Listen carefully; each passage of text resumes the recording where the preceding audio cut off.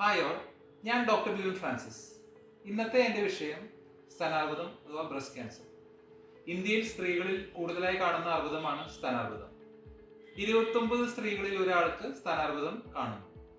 നമുക്ക് സ്തനാർബുദത്തെ stage vice തിരിക്കാം. Stage 1 localised, സ്തനത്തിൽ മാത്രം നിൽക്കുന്നത്.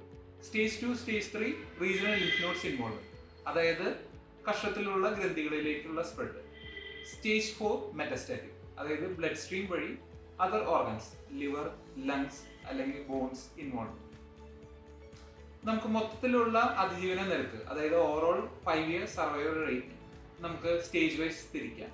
Stage 1 almost 100%, stage 2 90%, stage 3 70%, stage 4 25 തൊട്ട് 30% വരെ. ശരിയായ ചികിത്സ എടുക്കുന്നവർ മാത്രമാണ് ഈ നിരക്ക് നിലനിൽക്കുന്നത്. Thank you.